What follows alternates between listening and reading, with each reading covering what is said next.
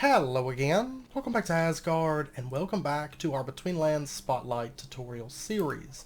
Today we are going to be talking about the Chiromaw Matriarch. This is the very last of our bosses to cover, and this is the newest boss added to the mod. Being more of a mini-boss than technically an official boss, this boss, we have mentioned the nest will spawn on top of these raised islands uncommonly. I mean, you're not going to see them like an overwhelming number of these, but you are going to see a fair few of these. The Chiromaw Matriarch actually just flew off. Sometimes will kind of float about. I think this one, I think that's the one that was over in that one. But you will sometimes notice them flying from one island to another, going and finding other nests, sitting in those nests, and then they'll go back over, maybe checking between the two. But this is the Chiromaw Matriarch. This is what she looks like. Yeah, there she's off again. And this is the actual boss of this area. Now, in addition, something to talk about is the nests themselves before we get on to the boss. Now these, like I said, they will spawn uncommonly. They have a variety of loot within them. And the interesting thing is the loot and the boss will always, they'll respawn. Naturally, as long as you do not stand on the middle block. If you stand on the middle block, it basically means you've pretty much conquered this nest, so to speak, and it will never spawn additional things again. If we come into this nest, you can see that it is protected, and we're going to fall through until the Chiromaw Matriarch is defeated.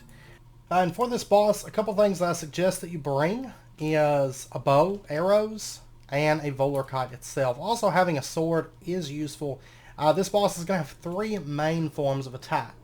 It's going to try and pick up the player, and whenever it does, it will deal some damage to you before taking you up and dropping you, trying to do that fall damage. So having the Ring of Ascent will be useful here. Also, having the Volarkite will be useful here to kind of deal with that. In addition, it is going to drop bombs, and whenever those bombs explode, they do deal a bit of damage, and they cause blindness to you. And then lastly, it will attempt to launch some barbs at you from its skin. You can see these barbs kind of on its head and everything. And it's going to try to launch those barbs at you, and if you get hit by those, you are going to get stunned temporarily. So something to be aware of. Also, I highly suggest that you use your bow when possible. This is a very, kind of a very bow-heavy fight. When dealing with this boss, it does have a decent amount of hit points that you're going to have to eat through. An enchanted bow, of course, being all the better for taking this boss out. So you can see I'm kind of waylaying on it. It's not dealing a whole lot. It's steadily getting down. It does have about 100 hearts that you're going to have to chew through in order to kill this. So let's go ahead. I'm going to put this into survival mode so you can see some of the attacks in action. There's the barbs. If you get hit by those, you are going to get stunned. It has now picked me up. And this is where you'll kind of want to use your Volarkite. And you can actually use this to get some distance, because the Chiromaw, it is going to take it a little bit of time. Ugh, there we go. To kind of catch up with you. Yeah, you can see it's way over there still. It may not even... I might be too far to actually entice it over at this point. I probably should have waited a little bit longer to hit my Volarkite, but that's okay. We'll go ahead and head back up here. I do not know of this boss regening health, so if you do kind of lose it, you can make your way back up, and it's not too big of a concern for you. See if I can get this boss enticed again. Come here. Yep. Yeah, there we go. But as you can see, sometimes it will take the boss a little bit to get over to an area, and you can kind of get some free shots in. This boss actually does not deal a whole lot of damage. And it's not an overly difficult fight, in truth. The biggest concern that you're going to have within this fight is just trying to kind of navigate. Oh, this one's still locked. Okay. Try this one. Yeah, I can't break the items here either. I'm going to have to actually stand in the middle, but you can see now I can build. I wasn't able to build before, but if I stand on top of that, the sin of you has tainted this nest forever. Chiromaws will no longer abide here. And now we can actually break these blocks. We can also break the greebling bodies, and you can see that they will have some things. There was a gecko in there, as well as a silked crab claw.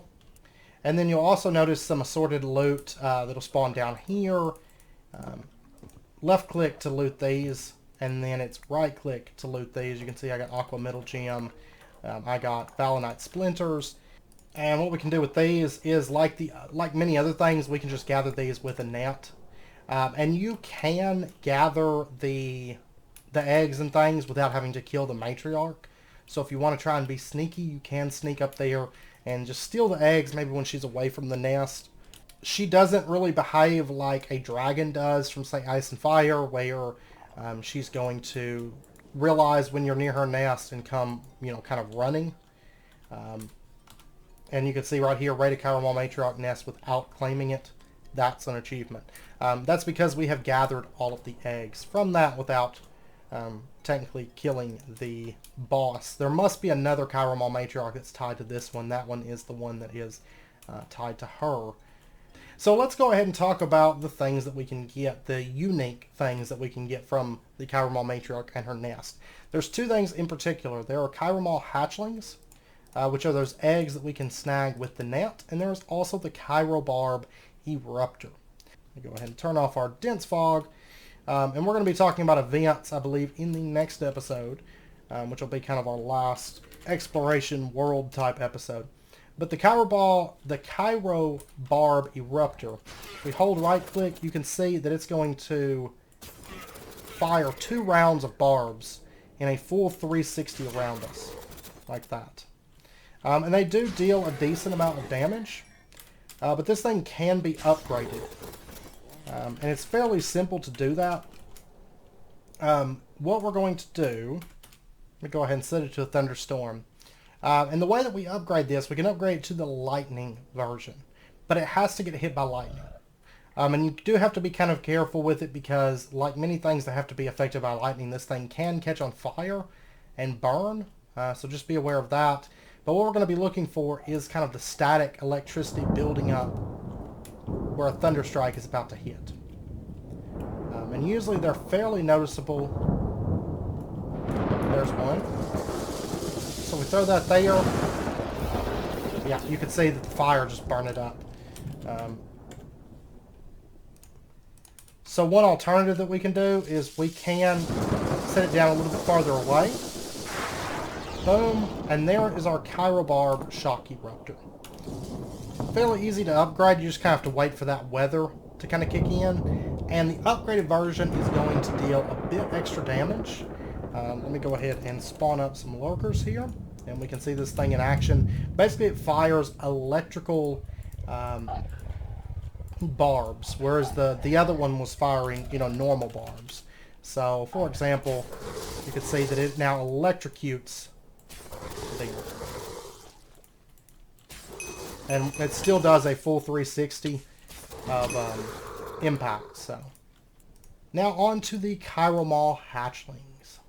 So the way that Chiromaw hatchlings work, let's go ahead and lay out some octane blocks. And I'm going to put a little wall around this just to make it a little bit easier. It's not actually that important. I just don't want, because I'm going to AFK while this is happening. And what we're going to do, we're going to place out our Chiromaw hatchlings. And they need to be placed on top of octane blocks. And we're just going to dump a bunch of them. And if they're placed on octane blocks, they're going to slowly begin to hatch. It takes about 10 minutes. And they are going to start moving as they get closer to hatching. So at this point, what we have to do is just give them some time to actually hatch. Now, at any point during this time, if you decide, okay, I need to move my base, or I want to take these with me and move them somewhere, or I don't want to leave these out while I'm doing something else, you can pick these up with a net, and it is going to save your progress. So, for example, if I was to grab a net right now, and I grab this, it's going to save the amount of time that it's spent on the octane block. So just bear that in mind. you can freely move these around without issue. So I'll be back. I'm going to let these hatch or start hatching for a minute, and then we'll talk more about, yeah, you can see that one there. They're starting to shake a little bit. And they will start rocking a lot more as they get closer and closer. So I'll be back here in just a few minutes. Alright, so you can see that these are starting to kind of heave. And they're starting to make this sound, this almost kind of disgusting sound. And you will notice that the lightning managed to hit my eggs and wipe out most of them. Okay. Okay, there we go. We have our very first hatchling. Now, if we get close to it, it's going to do this, which is kind of creepy, right? And it's going to cry. Now, if you stand above it, like that, it's going to stop crying. But what you need to do is you need to get the respective item that it's crying for. And it's going to display it above its head. And so we can feed him that. He's going to consume it. And then we give him a few more minutes, and he's going to start crying again for something.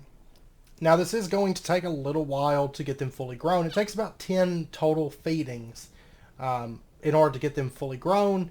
And checking the wiki here, they are going to request mire snail eggs, raw snail flesh, raw frog legs, raw angler meat, dragonfly wings, dragonflies, geckos, fireflies, silk crab claws, or lurker skins. Not necessarily all of those. It's just going to be random as to which one they crave at a given period of time. And it is going to take you a little while to get these fully grown to get yourself some chiromaws. And after enough feedings, you are going to get yourself a tamed chiromaw, which looks like that. And he's good, he's a pet, and he will fight for you. And these are the ones that you would get to pull your Drayton.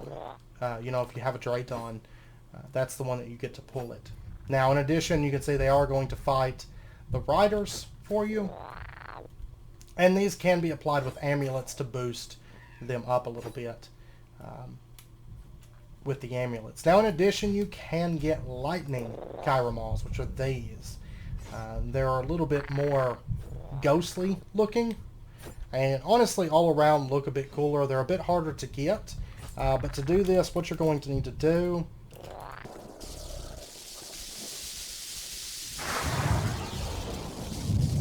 there we go. You can see that that one was hit by lightning.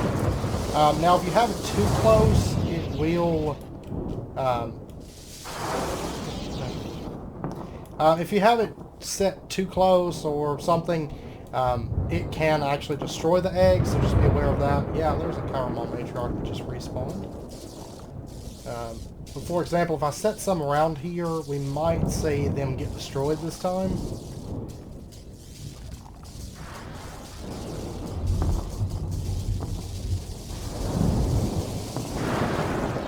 Oh no, those got it. Okay, cool. Sometimes if they're placed too, I don't know, I don't know. Sometimes I've had it happen where whenever you place them, they get hit, but the lightning just kills them instead of turning them into lightning Chiromaw hatchlings. But most of the time, you're probably going to get lightning Chiromaw hatchlings unless something goes wrong. But they're going to work the exact same way as hatching your regular ones. They just have the lightning particles coming out of them. But you're going to have to keep feeding them until you feed enough so that they grow up to chiromaws. And then that's when you're going to get your lightning chiromaws. And that's pretty much how taming them and getting them works. Now, once they're fully tamed, you can grab them with a net to move them around. So you are going to have them available. And then lastly, as long as we're talking about the tamed chiromaws, if we go into game mode S, and I was to... Oh, that one took off. If I was to right click it, you can see it will end up on my head. And we can actually do a double jump.